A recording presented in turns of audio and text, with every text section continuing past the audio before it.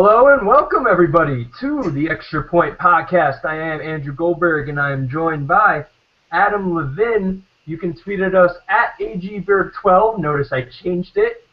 Maybe we'll get into that in a sec of why I changed it, but it's really not that important. The other important fact, though, is that you can tweet at Adam Levine, at Blue Collar God. And Adam, there was a really good week of Week 4 action in the NFL, and it led to a lot of controversy with the Bills, the Patriots, the Jets. I'm only bragging because I cover the NFC East, and it seems like everything just went to, crazy all of a sudden over the Week 4 break. And heading in, you thought that the Dolphins would be the biggest story, but then the Patriots got blown out by the Chiefs. The Bills changed quarterbacks. The Jets, all of a sudden, they lose big time, and everyone thinks that Rex Ryan's on the hot seat. Smith should be changed at quarterback and bench, and he curses at the fans. A lot of interesting stuff goes on. But before we get to that, how are you doing this afternoon on a Friday? Good.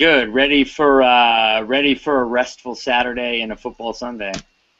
Yeah, I won't have as restful as a Saturday as you will because tomorrow is Yom Kippur. So for those who don't follow the Jewish faith, that's essentially when you starve yourself for a full day to repent all the sins over the full year. So I will be starving myself starting from sundown tonight to sundown tomorrow. So I will then engage in a food coma of epic proportions later on tomorrow night, which should be exciting, but probably bad for that beach body that I never had. As will I, my brother. Chag Sameach.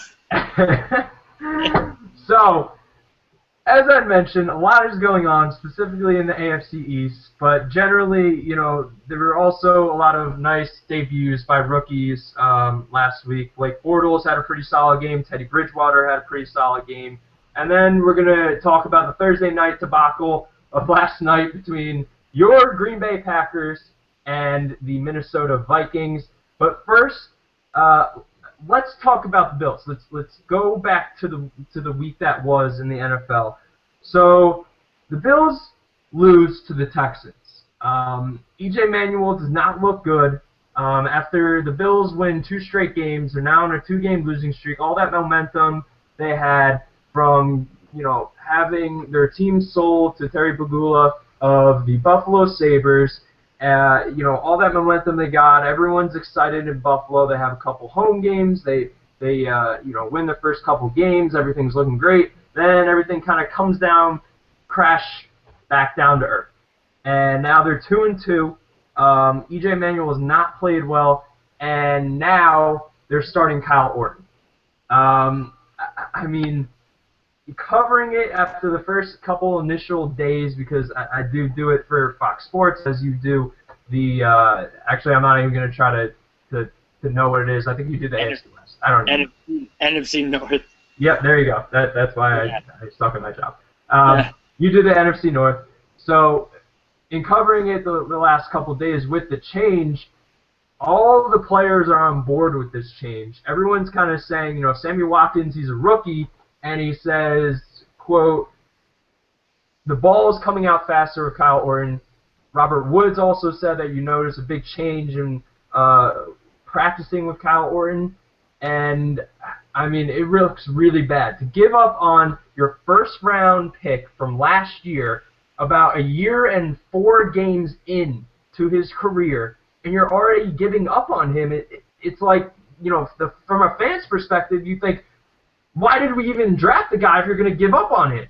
We'll get to this later with the Patriots and how vulnerable they look. Maybe the AFC East looks winnable now, and the Bills have a winnable roster and some talent on the roster, but at the same time, this could really hurt E.J. Manuel. It'll either go one of two ways. Either E.J. Manuel is going to respond from this and become a lot better, or he's going to sulk, and you just wasted a first-round pick when you could have picked him in the second round or the third round. A lot of NFL experts thought that he wasn't worth a first-round pick. What are your initial thoughts on this? Obviously they signed him to a $5 million deal, and that's a lot of money for a guy not to get a shot at starting. Yeah, it is a lot of money for a guy not to get a shot at starting. Look, he clearly needs to develop his game better. He's atrocious when you watch him, but it doesn't mean he's atrocious because he's always going to be atrocious. I mean, he could be a very good quarterback. I just think he needs the reps. But I think that the Bills feel like the AFC East is winnable. I think that they, for the first time in forever, because the Patriots are not what they usually are. So I think maybe they're thinking Kyle Orton gives them the best win-now chance. They're going to have a new front office once Terry Pegula takes full control, so maybe the coaching staff is thinking to himself and the GM's thinking to himself, like, hey, let's win now so we can stay on board. And, I don't know. I mean, it does kind of also feel like they are giving up on the season. I mean, Kyle Orton, last time we saw Kyle Orton, he was doing his best impression of Tony Romo and getting the Cowboys to the last game of the NFC East Championship that always has to be on national television. I don't know why, because the NFC has not been good the last 2 years, but yet they always got to put it on national TV because the rest of the country has to see it, right? Well, anyway, it's the only game that always matters because when you go into that last week, okay, granted, I'm a Giants fan, so every time, I'm not saying that the NFC East has ever been like a good, well, it used to be. I'm just talking about the last few years. Right. The last few years it hasn't been great, but it's like exciting to the point that every year it comes down to the very last game. That's true. By that token, you want that game to be the last one because it's either both of those teams, one of those teams is in and one of those teams is out, and it's the highest risk stakes game on a Sunday slate. It seems like every other game every other game has something decided already. You know and it's also it's the Northeast markets, and it's historically the best division in the NFC East, which historically not even close how good it is, and yada yada. And I think also people like the Charlie Brown factor of the Cowboys, where they get so close and then Lucy pulls the ball away from them. But that's the last time we saw Kyle Orton away from Tony Romo. Right. That's the last time we saw Kyle Orton. He was doing that impression, losing to Philadelphia. So, I don't know what it means. I think the Bills are stuck between we want to win now and we think Kyle Orton can do it because we've got a good defense and a good running game, and they're stuck between, well, we are the Bills who are coming off 3 straight 6-10 seasons, so maybe it's another 6-10 season until we can figure out whether Manuel's a guy, which I think they're showing that they're skeptical on that, and so maybe they're just waiting to draft a new quarterback. I don't know, but it is a messy situation over there.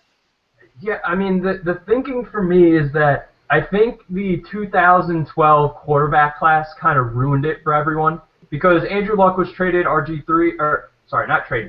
Luck was drafted, RG3 was drafted, Ryan Tannehill was drafted, Russell Wilson was drafted. The year before that, Colin Kaepernick was drafted, and Cam Newton was drafted. And they see the success of starting a rookie immediately and playing him.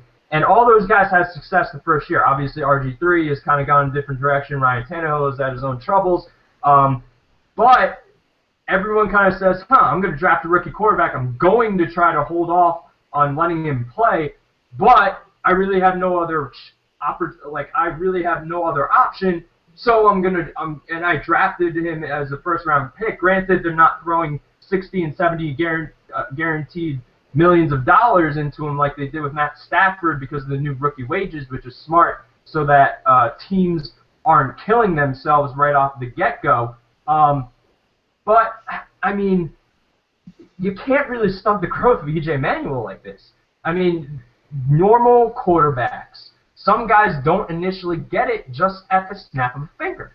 And I think this is a case where E.J. Manuel didn't have a lot of options last year. He had Stevie Johnson, but Stevie Johnson wasn't that great of a wide receiver. I would say at the peak of his career, he was maybe a top 20 wide receiver. And now they get a couple of guys. They have Sammy Watkins, they have Robert Woods, which are big names coming from college and have extremely high upside. But they're young, they're still developing. Their offensive line wasn't great last year. They were trying to, they made moves this offseason to increase it and get better.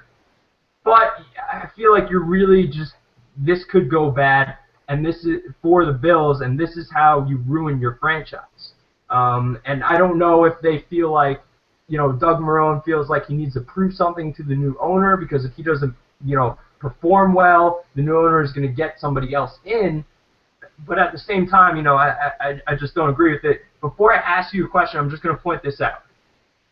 E.J. Manuel on the season has 58% completion percentage, 838 yards, 5 touchdowns, 3 interceptions, and an 80.3 rating.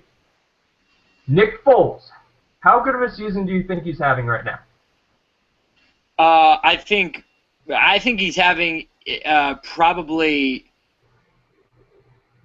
maybe slightly better, but not by that much, because I'm a big believer that Nick Foles is a system guy. So I would not be surprised. Here are the numbers to back it up. Nick Foles this year, not last year. Last year he was great, but this year, right, 7.8 completion percentage. Okay. 1,173 yards, 6 touchdowns, 4 interceptions, and an 81.7 rating.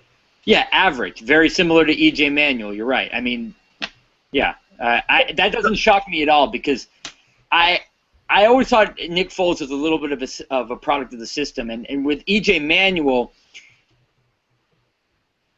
last year I kind of liked him. I mean, look, he can be woeful on some passes and woefully inaccurate, but I don't think with proper teaching he's going to remain horrible. I think he just needs good teaching and patience around him. And I think the Bills are kidding themselves if they're like, the AFC East is winnable and E.J. Manuel's not doing it. Like, look, you're not – don't fool yourself and think you're a 10-6 team if you don't have E.J. Manuel. Like, you're not good. There's a reason you were 3 straight 6-10 years.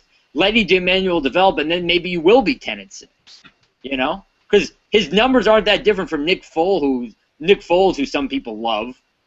I mean, they're almost the same. Like, the numbers you read me, I mean, what's the difference? Yeah, the only difference is an extra 300 passing yards for Nick Foles. Everything else is right. It's right around. And I looked at Kyle Orton's career. He's been in the league since 2005. He's had 3 seasons where he's led a team to a winning record. Okay? Yeah. One was his rookie year with the Bears, where I think they went to the NFC Championship that year.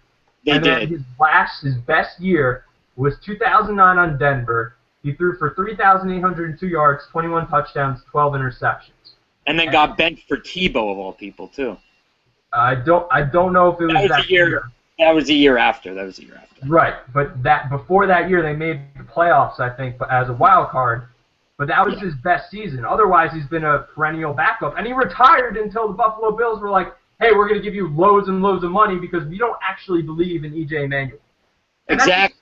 That's how you ruin your franchise and set your franchise back another 4, 5, 6, 7, 8 years. And this is a team who hasn't gone to the playoffs since, like, 1990, like 94.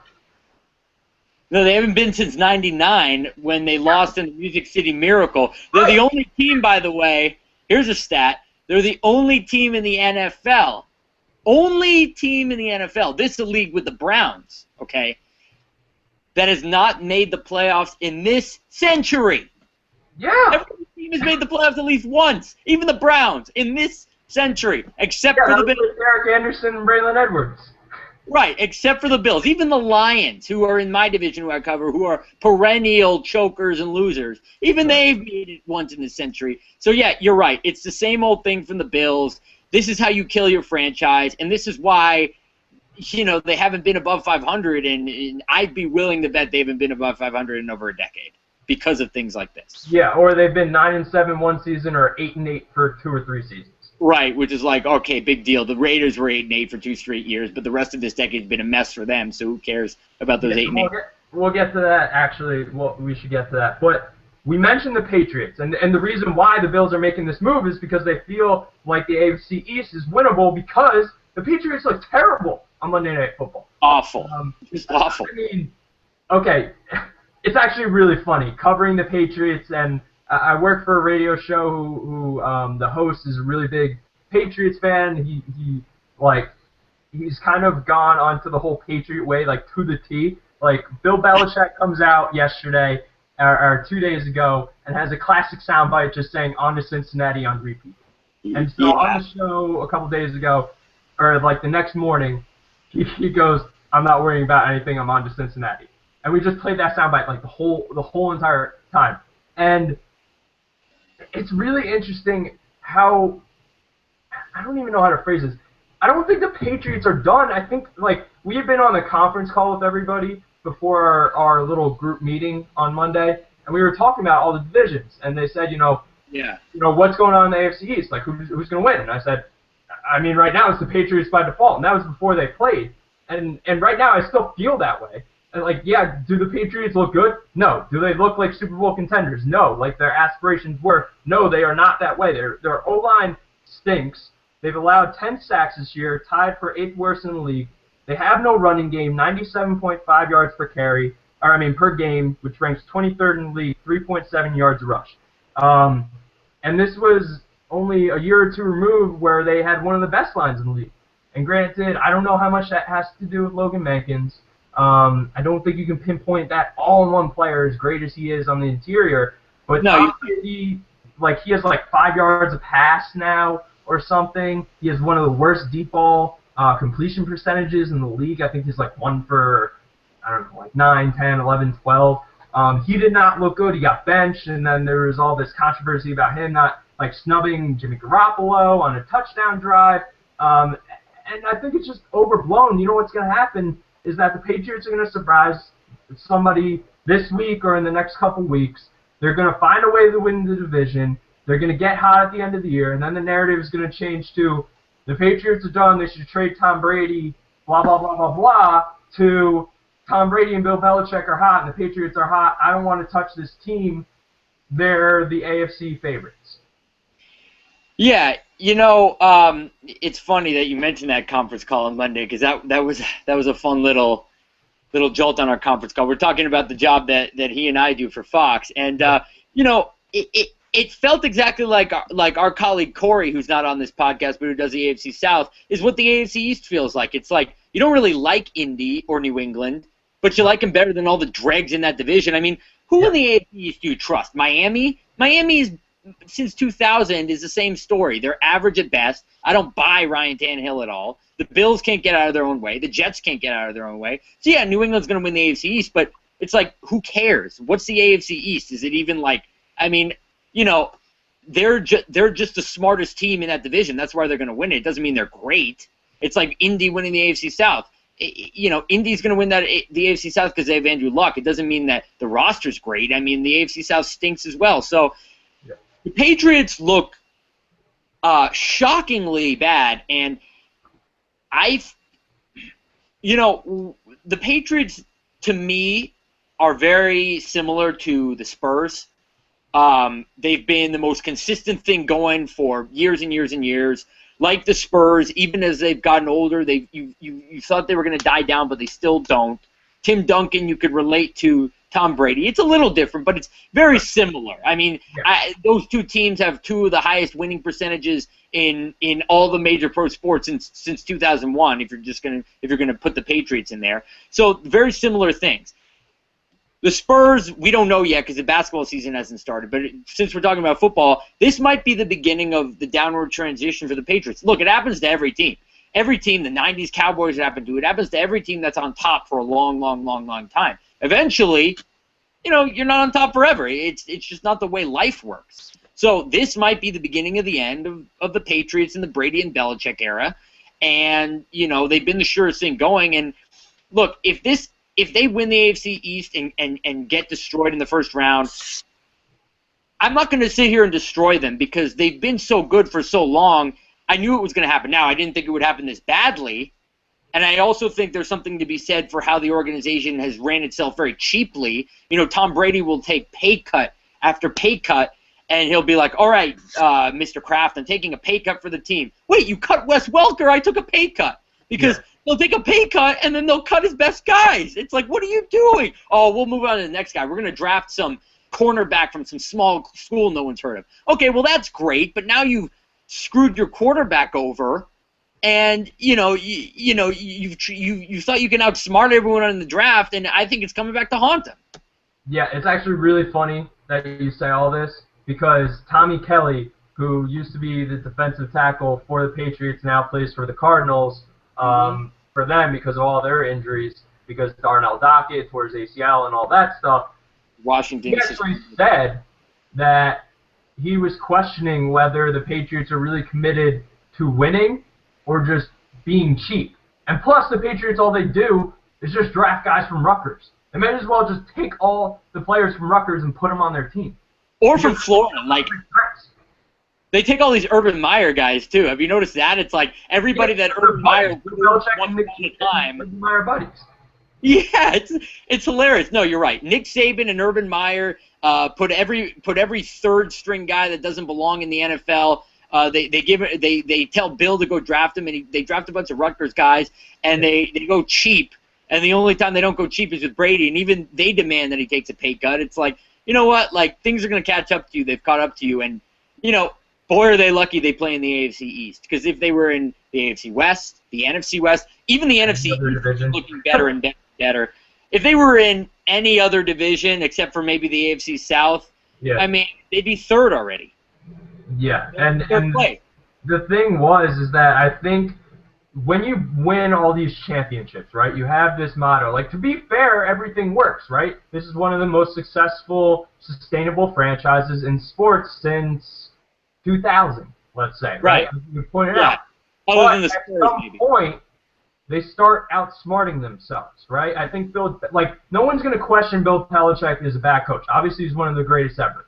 GM-wise, I would probably say the same because, to be fair, most of the guys who they let go a year or two, maybe too early, they usually don't pan out. Remember, they let go of Lawyer Malloy. He had like one good season in Buffalo, and that was kind of it. And they kept doing that thinking, okay, this guy is not going to be as good. Like Richard Seymour, they traded to the Oakland Raiders and all this stuff. But at some point, it catches up to them. And I think it caught up to them over the last couple of years when they let go of Wes Welker. They let go of Tommy Kelly. They let go of Akeem Talib. Granted, they added Darrelle Revis, but Darrelle Revis hasn't played as well as they thought. He's not Revis Island over there. But at some point, it catches up to them. And maybe it is the end of the Patriots era, but by default, right now they're going to win. And it's only because the Jets are inept, the Bills are inept. The Dolphins are personally the only team I think could contend because I don't think Ryan Tannehill's as bad as you think. I don't think he is a top 10 elite quarterback, but I think if they can protect him, they have a good running game. They have a lot of injuries too. Their defense has some stars on it. Brent Grimes is a great cornerback. Cameron Wake's one of the best pass rushers in the league. If they can do something, and they beat the Patriots the last two times they matched up with them. Yeah, that's true. Look, the Dolphins are, of all the AFC East teams, the team that would be the one I would pick to upset the Patriots for that AFC East, for ending that perennial AFC East dominance, would be the Dolphins over the Bills and the Jets. But I don't know. Tannehill's got to show me more. And, just one last thing on that comparison where I compared them to the Spurs, because I think they're very comparable to the San Antonio Spurs. And I think a lot of people who know multiple sports know what I'm talking about, know what I mean by that. The Patriots are lucky they play in the AFC East. Like, when it goes bad for the Spurs eventually, which it's going to do, the Spurs play in the Western Conference in the NBA, which is loaded, and they're going to be embarrassed because they just play in a loaded conference. The AFC and the AFC East are down right now, so the Patriots can take advantage. But I still think that even if they're 10-6 and get to the playoffs, it doesn't mean they've solved it. It means that it's still the end of an era. It's just that the conference and the division's bad, so they're still good enough to get to the playoffs. But, this, I think, is the end of an era, and I wouldn't be surprised if in a year from now, 2 years from now, Brady's either not there, or if he is, he's not what he was, and the Dolphins or some other team finally gets out of their own way and wins the AFC East. Yeah, one of those teams gets like a first or second pick and gets like Marcus Mariota or Jameis Winston, and they somehow finds it out. But speaking of, because you're talking about the end of the era, let's talk about the beginning of two eras in Jacksonville and Minnesota. All right. Jacksonville, Blake Bortles has stepped in for Chad Henne, who wasn't playing well against Indianapolis. He stepped in. He had actually a good game, 223 yards, 2 touchdowns, 2 interceptions in relief against the Colts. And then in his first real start, completed an incredible 78.3% of his passes, 250 yards 54 yards passing, 1 touchdown, 2 interceptions. In a loss, though, against San Diego, but San Diego might be one of the best teams in the league. We'll get to that later. And then Teddy Bridgewater, in his first real start against the Falcons, 317 yards passing, 63% completion percentage. He threw 0 touchdowns, 0 interceptions, had 27 yards rushing, and rushed for 1 touchdown before getting injured late in a blowout win over the Falcons, which was very surprising. But in both these spots, I think both franchises just said, hey, we're not going to be good. We have no other choice. Let's get some momentum. Let's take the lumps now, and let's get these guys to grow. And both these guys are showing that they're pretty darn good players. And that kind of leads me to what happened last night in the Thursday Night Football game between the Green Bay Packers and the Minnesota Vikings. It was a thrashing the Packers put on the Minnesota Vikings. A thrashing. Like, honestly, Josh Freeman, the Vikings would have been better with Josh Freeman at quarterback, possibly. Rather than Christian Ponder? Yeah, Christian Ponder. And that leads me to the point of, should we even have Thursday Night Football anymore? Personally, no. Look, football is the king in all the sports. Let's be real here, right? Every sports network wants football for programming. So every single sports network is going to, do anything possible, throw as much money possible into getting the NFL on their network because they know ratings are good. The only thing that hurts is the players with concussions because they could play, they could be tired, they're still not recovered for Monday. And I think we saw that last night because, okay, the Vikings probably wouldn't have won last night, but it wouldn't have been 42-10. Maybe it was 24-10, 24-17. At least it would have been a watchable game. All these games have been blowouts decided by 20 points or more. Yeah. No, you know what? Obviously we know football's the king. Anybody who either watches sports, consumes sports media, or is in sports media, we all know the NFL's king. But look, just because the NFL's king doesn't mean I have to sit there and watch a boring NFL game. And here's what the Thursday night games have been. They've been boring. They've been over by halftime. The Ravens game, that wasn't a game.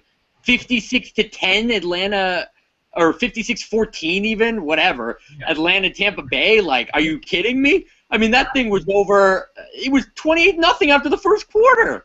Right. And then, and then last night, Jim Nantz is rooting for this Packer game to be the second biggest blowout he's covered. I mean, it's atrocious. It is not a fun watch. These games are all decided by 3 touchdowns or more. I guess it's fun if you have fantasy teams and to see, domination, but there's nothing good about them. I think it's too short in the week. I think guys, like you said, are beat up. So games that would be normally maybe 24-10 are turning into 42-10 debacles. And they're losing. I'm sure they're losing ratings at the end. I don't think people are staying tuned in to a game that's 42-0 to see, is there going to be a shutout?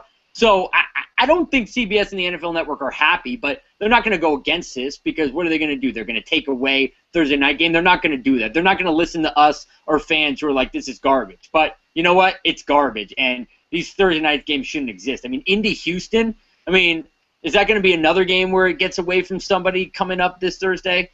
Who knows? I am intrigued, though. I want to get about the Vikings-Packers because I do cover I do cover the NFC North. And what you were saying about the rookies, look, Blake Bortles is good, but that's, I don't want to get too much into that. I'll just say that Blake Bortles is very, very good, and Jacksonville was wise to start starting him, and he's going to be something in the future, and that team's a team on the rise. The Vikings are another team on the rise, and Bridgewater is good. He had that terrible pro day, but, for Fox, remember we were doing a lot of draft stuff for our job at Fox and watching players on tape and everything, and Bridgewater looked really good, and that's why when he had that Brad Pro Day, it was really shocking. But their offensive coordinator, Norv Turner, said, you know what, this is all fixable. We really like what we got. And when I watched him the preseason, I liked what I saw in Bridgewater. He's got poise. He doesn't throw the ball into stupid places. He's a rookie, but he makes good decisions with the football, kind of like Derek Carr does, surprisingly. He makes good decisions. He's not going to kill you. And it's really unfortunate he got hurt because I think that's also a part of the reason it was 42-10 last night. Because let's be honest about Christian Ponder. In the voice of Paul Allen, who does the Vikings radio call, why do you even ponder putting Ponder into the game? Christian Ponder is absolutely awful. He's got happy feet. He makes the worst decisions in the world. I mean, the guy had 2 interceptions on 2 straight attempts because he's horrible. He's not a good decision maker. He's not a good quarterback. The reason they were winning games is because Castle was keeping them in it, and then Bridgewater is a good player. But Bridgewater was hurt. He couldn't play. And you saw what happens when they put Christian Ponder in the game. They get, absolutely annihilated. So I think that also had something to do with it, and hopefully for Minnesota's sake, Bridgewater. Yeah, and the thing I want to say about it is it's funny because I have a couple questions for you on the Vikings. One is, remember when Christian Ponder was actually pretty solid for the Vikings? Granted, it was MVP, like 2 years ago or something. Them to a 10-6 record. Right. And then, go. Oh, I was going to say that I know exactly what you're talking about, that 10-6 record where you're like, whoa, Christian Ponder.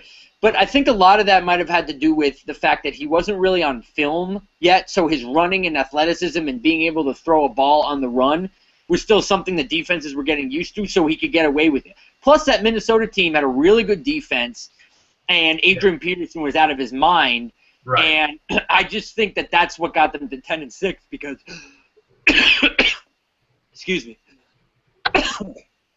Yeah, I'd be coughing about the Vikings too.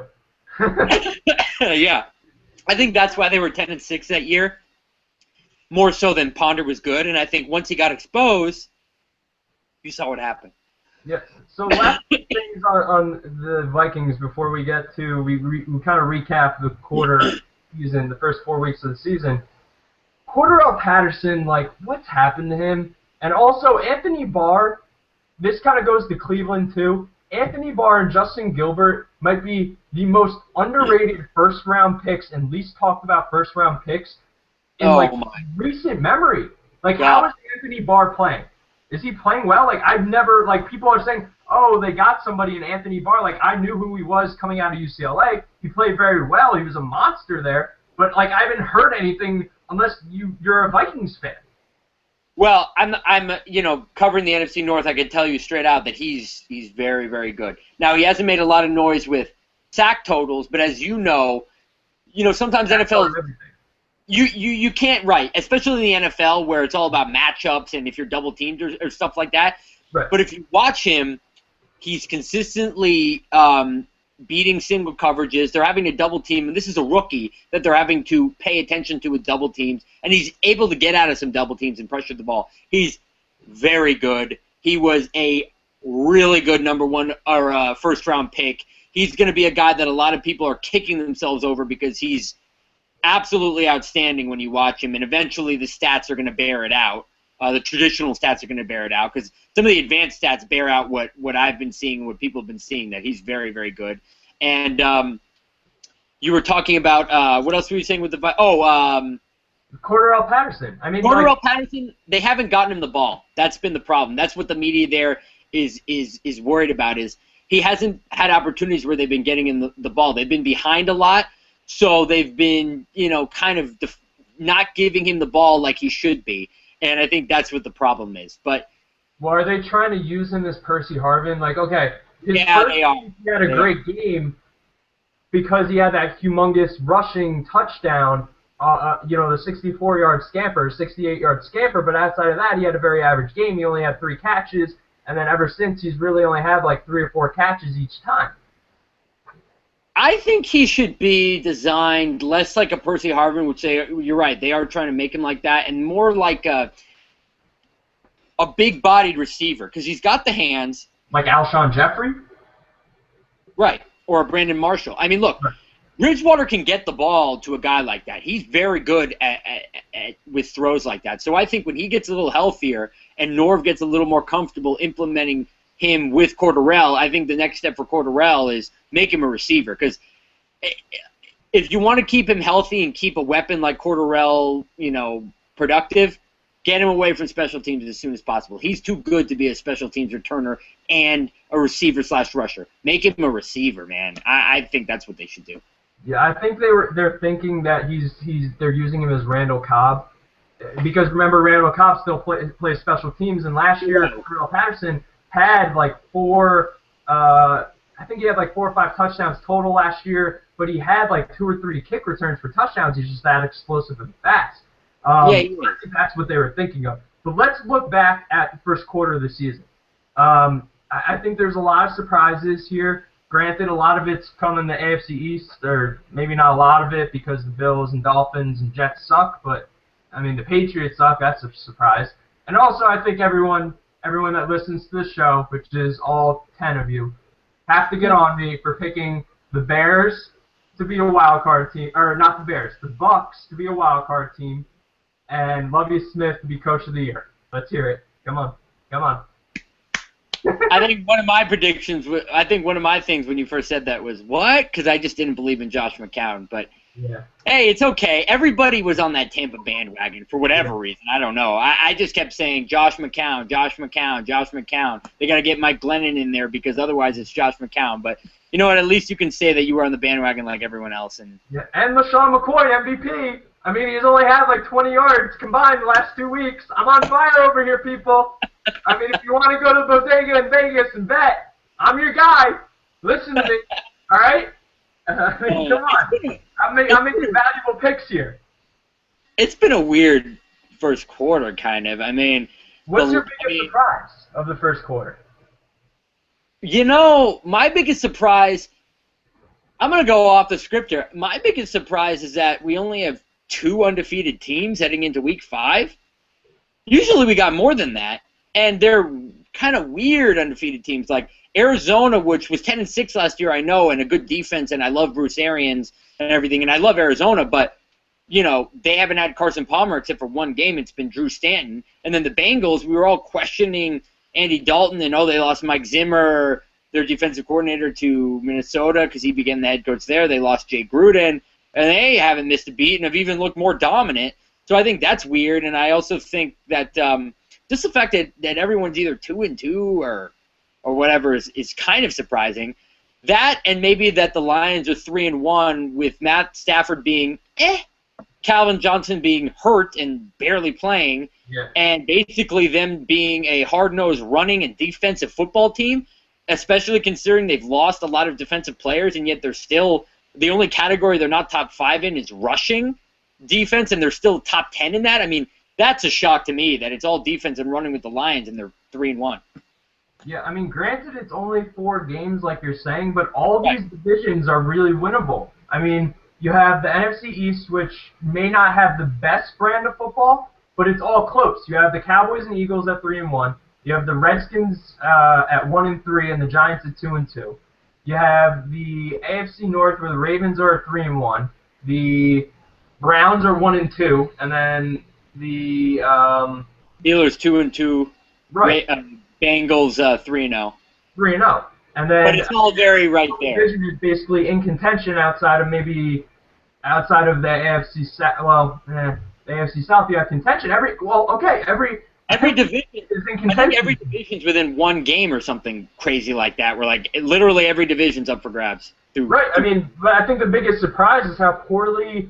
I mean, okay, the Cardinals are a big surprise because of, like you said. I mean, they lost so many players to injuries and suspension. I mean, they lost like half their defense, and plus you didn't think they would play well because of Seattle and San Francisco, but San Francisco has had their own troubles. John Harbaugh's and all these rumors. He's going to go to Michigan. He's going to go to Miami. Is he going to leave? Is he where's he going to go? Why is he there was some great ESPN article. I forget his name where he profiles the whole entire thing, and it's just incredible what's going on there with all the success they've had, especially going back to our point where we talked about all good things must come to an end. 49ers were one of the great franchises in the 80s, the early 90s, and it kind of ended when Steve Young got concussed and left, and then they were in a lull for a while, and then until they found Patrick Willis and Colin Kaepernick, they really hit their stride the last 3 years. But the way you would hear coverage from them, you would think they are 0-4. or 1-3. Right, exactly. Not 2-2 coming off 3 straight years of your worst season is you lose in the NFC Championship game. Close, by the way. Not only are they getting the NFC Championship games, it's like they lose to the Giants in overtime on a kick when they had every chance to win it. They barely lose to the Ravens in the Super Bowl. They barely lose to the Seahawks in the NFC Championship game. Now they're 2-2 with an impressive win over the Eagles. And you're right, it sounds like, oh, they're 0-6 and they've been bad forever. It's like, what? This team has been elite for like 4 years. What are people talking about? This team, last year we all said it. Didn't we all think that like Seattle, San Francisco was literally the Super Bowl? Because to me, those were the 2 best teams. I mean, those are the 2 most elite physical rosters. And we're acting like you said, like this team's a perennial loser. Yeah, really. Exactly.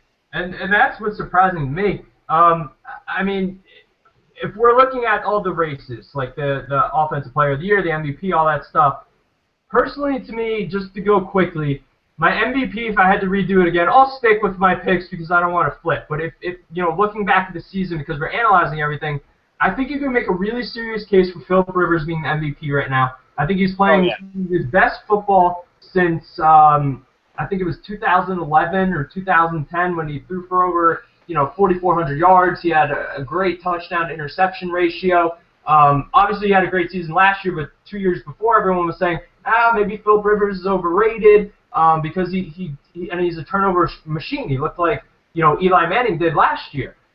In terms of Coach of the Year, I don't know who it goes to right now. Obviously, you can make the case that it goes to Bruce Arians and the Cardinals with the way they've played. Obviously, you can make a case for Mike McCoy and the Chargers. I think you can make a serious case. Everyone can laugh at me, but for Jason Garrett. Because you're right about that. DeMarco Murray looks like the Offensive Player of the Year if they're going to do the whole, if we give a quarterback the MVP, we give the Offensive Player of the Year to the next best offensive player. And then my Defensive Player of the Year right now is J.J. Watt. I don't know what this guy cannot do. To quote Friday Night Lights, he can throw, he can run, and he can catch. I mean, Look, getting to that Jason Garrett thing's interesting because I tempered myself on saying this for the first quarter surprise because I want to wait and see, but Dallas has been a little surprising. They usually don't do this, where they stay patient with the running game and They usually panic or get impatient or all right, Romo, why don't you go back to throw 60 times or ridiculous things like that. But they have been surprisingly patient and effective. And I see what you're going with Jason Garrett. I mean, we have to see what happens, but yeah, that's a very interesting pick. And yeah, Defensive Player of the Year has to be J.J. Watt. I think Defensive Rookie of the Year is interesting because so far to me, Kyle Fuller for the Bears looks like a candidate because he's been everywhere. He has 2 interceptions, I think. Right. Yeah, and I think there's and then. Would you throw Khalil Mack in there? I heard he's played well, but I don't. I mean, you just don't get a lot of coverage because everyone's ranting and raving about how bad the Oakland Raiders are and how poorly run they are, which they are. But they are. Yeah. But I'll tell you, they're 2 bright spots: Derek Carr and Khalil Mack. They're good building blocks. Khalil Mack's the real deal, and Derek Carr, he's good. He doesn't make a lot of mistakes, and it's not really his fault that they're not winning. I mean, they don't have anything around him, and he has to run for his life sometimes. And Khalil Mack, man, he gets double teamed, and he'll still get out of double teams and get in guys' face. So those 2 guys are something to build around. They're good, which is good for Oakland that they've got a real deal linebacker who can rush the passer even when double teamed and a good quarterback. They just have to get out of their own way with everything else, or they're going to remain bad. Yeah, I mean they need new leadership. I don't agree with firing Dennis Allen. I mean, maybe he wasn't the greatest coach, okay? But you have to remember that Reggie McKenzie made horrible contracts. Ethically terrible contracts that put that team into cap hell for 3 or 4 years, and they just got out of it this year. And they still have, I think, 40-something million probably in cap space. They didn't spend much of it this year. They let go Jared Veldheer.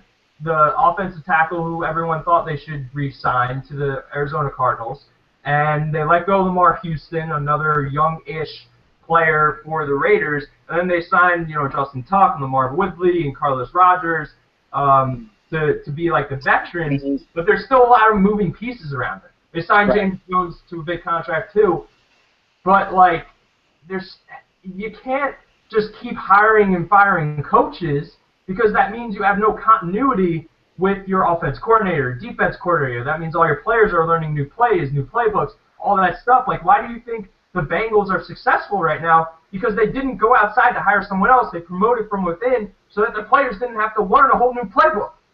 Like, that's how you do it. You don't hire and fire managers. You don't hire and fire GMs. You keep them the same and you promote from within. If there's really a better option, okay, bring him in. Like Jim Harbaugh, if he's available, try and bring him in. I don't think he would go to Oakland because they suck, but like, you cannot keep hiring and firing players and coaches and everything. That's too much turmoil. Look at the most successful franchises in NFL history. The Patriots, not in NFL history, but over the last 10, 15 years, they've had the same coach since 2000. They've had the same quarterback since 2000. The Giants, they've had the same quarterback since 2003. They've had the same head coach since 2003. The Steelers had 3 coaches in the last 70 years. I think the Browns and the Raiders have had 3 coaches in the last 3 hours. Yeah, it's really funny. I mean, historically, the Raiders have been great, but since, the middle of the 2000s, they've been awful. The Patriots, right, the Patriots have been awful historically, but since the mid-2000s, great. So it's been a flip-flop with those teams. The Raiders, look, they thought they were giving continuity by keeping him this year. He's clearly not the guy, but they do have to keep continuity. Look, the Bengals held on to Marvin Lewis, for God's sakes. Marvin Lewis is a good coach. I don't know if he's the greatest coach, but he's definitely a good coach. And he's the second most tenured coach in the NFL after Bill Belichick. And surprise, surprise, the Bengals, for the last 5 years have been good. Tom Coughlin. He's third most tenured after Coughlin and Belichick. But still, the Bengals, they kept him around, and it's not like Marvin Lewis came in there with the most golden resume. What, he was defensive coordinator of the Bengals for a little bit, or of the Ravens for a little bit. That's all he was, and they stuck with him, and it's turned out for good things. And like you said, the Steelers, 3 coaches since the 70s. I mean, no, since their whole entire franchise. They've had Chuck Noll. They had a couple guys before, but they had Chuck Noll. Right, since the 70s. And Tomlin. Yeah, that's what I meant. It's like not for the franchise since at least 1970 or whatever. It's been 3 guys, like you said. And you want to talk about a successful franchise in the Steelers. I know they've fallen on a little hard times the last few years, but come on, the Steelers are. You go to ProFootballReference.com and look at how consistent that franchise is. They're essentially the Lakers, the Celtics, the Yankees. They are always good. They've always got a good winning percentage, and continuity is a key to that. It's a big key. They almost made the playoffs last year with a bad, maybe not a bad, but not a great team. They were 8-8, and if they had won the last week or the week before, they would have been in the playoffs. Right. So. Yeah. I mean, it's crazy. It's just a mess. It is a mess in Oakland. Yeah. Hey, could you imagine if Jim Harbaugh went across the bay to Oakland, and the next year they're in the AFC Championship game, and San Francisco 6-10, and Trent Baalke is kicking himself and being like, "Why did I do this?" He would love it. That's what he would do. I think he's that type of guy who would just be like, "All right, you're gonna let me go? Fine, I'll go to Oakland. I'm gonna take literal dog crap, and make them great." And they're going to love him, too. You don't think the Black Hole's going to love him? Of course. And look where he's gone. Look, he went to Stanford, okay? Which was like 1 in 10 every year. Right. I live in California, okay? I live in Southern California, but, I've gone to Northern California plenty of times. Let me tell you something about Stanford. It's a great academic school. It's a great school. It's a great school for learning and everything. It's not an athletic school. You want to know why? Because a lot of athletes can't get in there. Okay, it's a hard school to recruit, especially in California, which is an athlete-rich state. They all go to USC, UCLA, Cal, because those schools get them in easier because their football program's first. even though they don't go education. Right. What does Jim Harbaugh do to Stanford, who's perennially bad and can't compete with those three schools I mentioned for the athletes? He gets the athletes in there, and then he starts killing Pete Carroll, and then he goes to San Francisco, which is 6-10 and 6-10 and 5-11. NFC Championship game 3 years in a row. This guy goes somewhere, and all of a sudden they're dominant. Like he's just got a penchant for turning crap into elite. It's really impressive. Yeah, and the last note here before we preview a couple games is you can maybe knock the fact that his coaching style maybe turned some players off. Obviously, there was the comments by Deion Sanders earlier this week saying a couple guys in the locker room are saying that his coaching style is wearing thin. But you cannot knock the fact that this guy does not know how to coach, know how to turn talent into great players. No way. He's done a great job. Right, because that's an ignorance of history, because just look at the guys. It's like with Bruce Arians when people are like, why do you trust in Bruce Arians? Go on ProFootballReference.com and look at Bruce Arians' coaching resume. He is elite. Everywhere he goes, he wins. It's the same thing with Harbaugh. Yeah, Pittsburgh, he was style great. may not be the best. Right. His style may not be the best, but you can't deny the results. They're undeniable. Yeah. So let's finish up the podcast here looking at a couple games. I mean, you and I were talking before. Not a lot to like in this week's slate. Much better college slate than pro slate this weekend. Oh, well, finally. The college slate took forever to be great. And now you have like 6 top 25 matchups, which are awesome. Right, on Yom Kippur for us. Hey, we can fast and watch college football. Yeah, I'm planning on trying to sleep late. Actually, I'm getting a haircut, which is very important news for the podcast because my hair right now, it's and I'm getting a haircut tomorrow morning. Breaking news, important news. Tell all your friends, hide your daughters, hide your wives. All right? But getting back to this, there are not a lot of good matchups. Titans, Browns, Bears, Panthers is interesting just because if one of them loses, it's like what's going on with their season. Right. It's interesting for me being an NFC North guy, but for fans who who don't care, I get it. Right. So the first game that's actually really good, which is really surprising if you looked at it at the beginning of the year where you thought this is not a good game, but it's the interstate rivalry in Texas.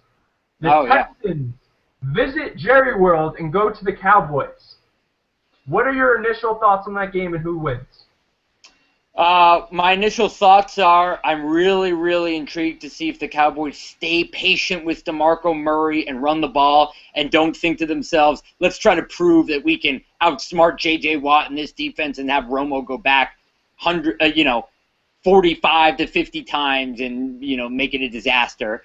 And it's going to tell me a lot about both teams, whether Houston's for real or Dallas is for real, because I think they're both kind of sketchy, and just because they're playing each other doesn't make me think that one will be for real if they win or not. But it'll be more of a building upon a thought that I have about the Texans, which is they're good except for Ryan Fitzpatrick, or the Cowboys, which is like they finally figured out what they are, which is a good running team that needs to utilize Tony Romo only a little bit. That said, I'm going to go with the Cowboys in this to win close, but I think they're going to win because I think offensively they're a little bit better.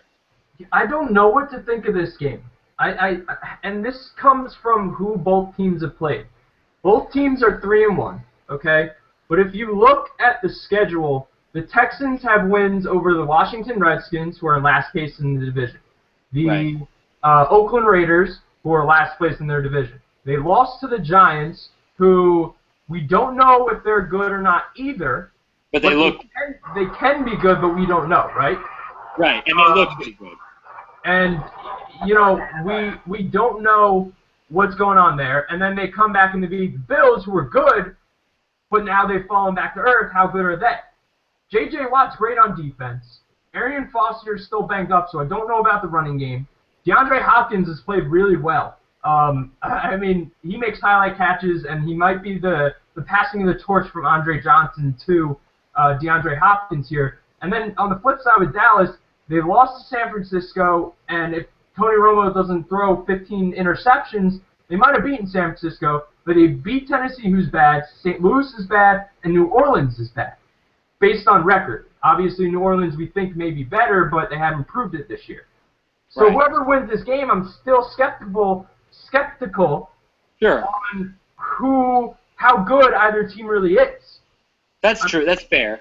I agree with you. So, in terms of Dallas, I think they're going to stick with the run because having Tony Romo drop back, as good as the offensive line is for the Cowboys with Zach Martin and Tyron Smith and Doug Free in there, I don't know if they want him pass protecting for 40, 50 passes. They need to run, and that's where their success has been, and take the defense off the field. That's where the success has been because when they've run the ball, they've scored, which allows the defense to pin their ears back and rush and puts them, the opposition, in obvious passing situations.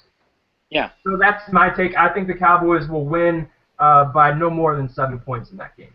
Yeah, I think that's a close game, too. Yeah. The next game or two, I would say, Ravens-Colts from another record standpoint. Ravens are 3-1, Colts are 2-2. Steve Smith Sr.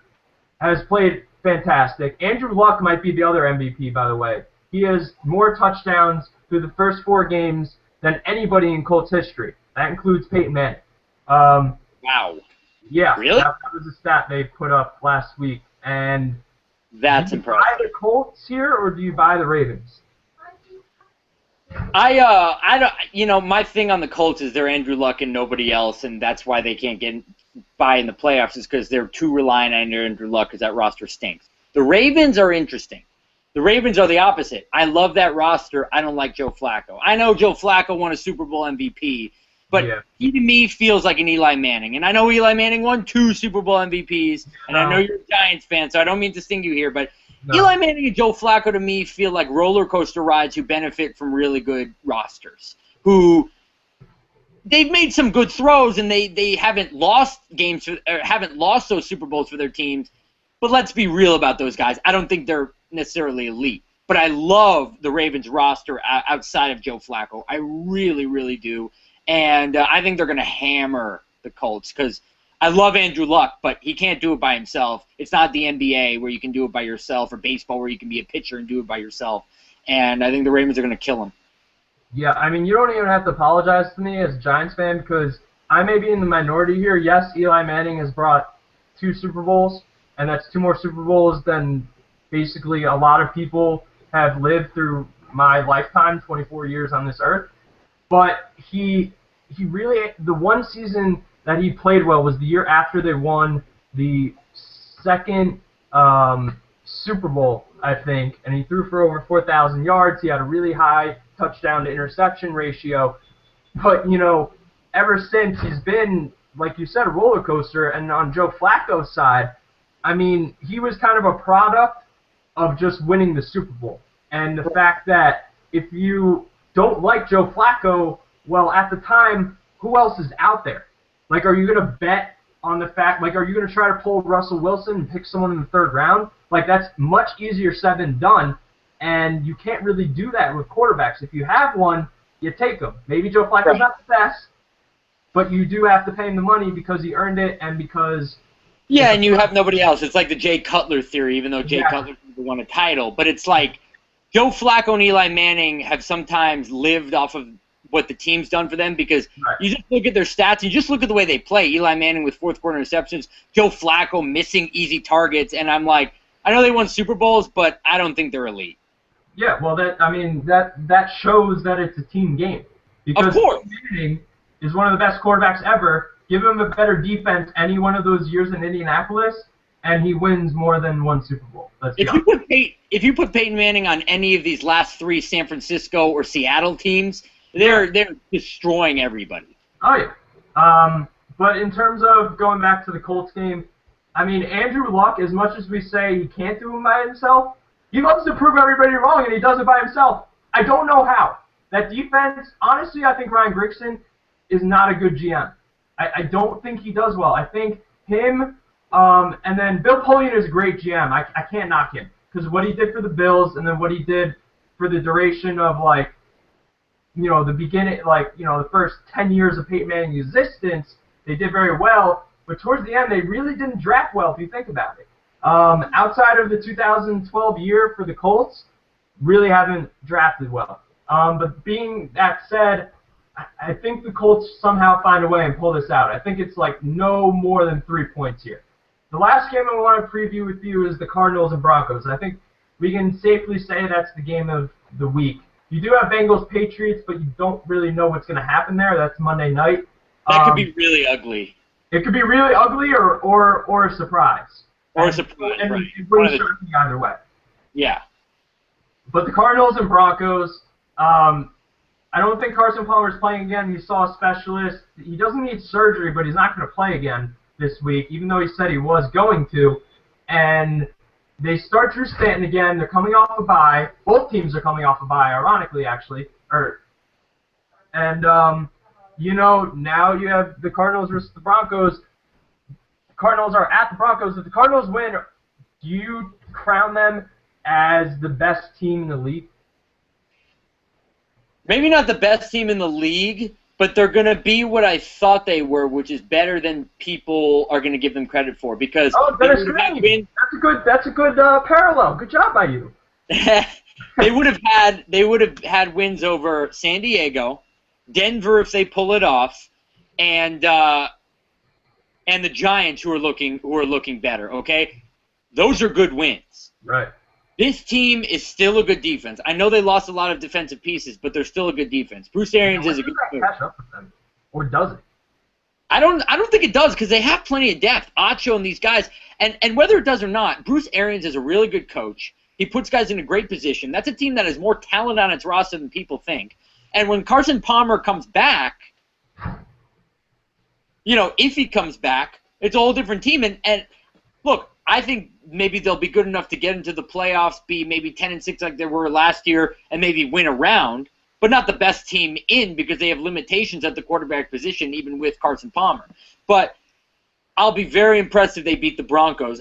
And even if they lose close to the Broncos, I'll be impressed because I still think that team is good. I don't think they're 14-2 win the Super Bowl good, but I think they're 10-6, be a 6 seed and beat a team in the first round and lose close in the second round of the playoffs good, kind of a thing. Yeah, honestly, I think I'm going to take the Broncos here. I don't know if the Cardinals travel well. I want to see them obviously they won against the Giants, but that was when the Giants were still kind of trying to find themselves this year. And the Broncos, I think they're going to come back. They're going to play well. They have the mile-high air, which is very hard for the opposition to play in. And I think Peyton Manning has a pretty good game. They have an effective game. The defense actually played well against Seattle Seahawks, who have a comparable offense to the Cardinals. So I would take the Broncos there in that matchup. Oh, I'm taking the Broncos, by the way, too. Even though I said all those nice things about the Cardinals, I'm taking the Broncos. Yeah. I still think the Cardinals will make the playoffs if that's, one of my predictions that you want to go wrong, and I've jinxed the Cardinals, so I'm sorry. All Cardinals fans. So that's the end of the podcast. Another great edition here. We're hoping to get Eddie Pascal back for next week. But it was good to get back after a week hiatus. Yes, it was. And it'll be good to talk to these folks again after. I think by week 5 or week 6, we're going to know what we're talking about with these teams, and then it'll be really fun. Because I think now we're all still kind of like, I don't know yet. Yeah. But it's a little early. You have a good sense, but you're not sure yet. Right. Right. Especially since everyone's been the same pretty much through 4 weeks. You can tweet at us if you want to, any hate tweets or us calling us dumb or anything. At AGberg12 for me, Andrew Goldberg, and at Blue Collar God for Adam Levine. Another great edition. I'll see you next week.